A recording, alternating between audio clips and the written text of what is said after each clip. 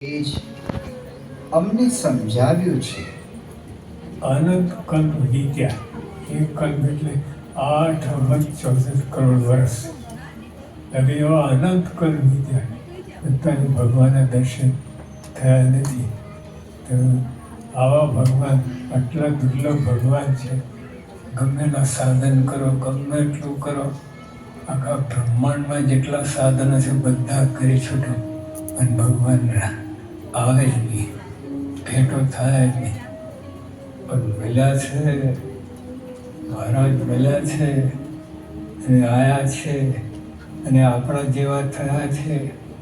આપણા જેવા થઈને આપણને સુખ આપે.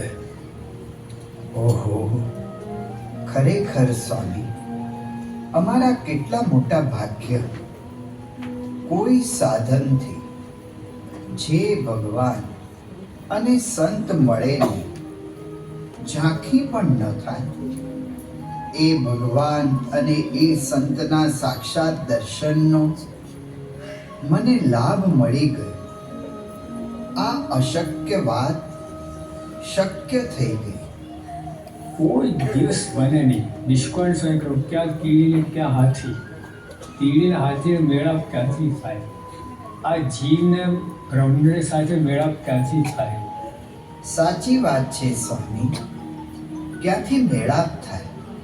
અને છતાં પણ મેળાપ થઈ ગયો. પરબ્રહ્મ પુરુષોત્તમ નારાયણ સર્વોપરી ભગવાન એવા શ્રીજી મહારાજ અને તેમના અખંડ ધારક એવા અક્ષર બ્રહ્મ સત્પુરુષની પ્રત્યક્ષ પ્રાપ્તિ, તેમના સાક્ષાત દર્શન, આપની આ અકારણ કરુણા વર્ષાથી અમે કાયમ કૃતાર્થ થયા છીએ, ધન્ય થયા છીએ. ધન્યોસ્મિ પૂર્ણકામો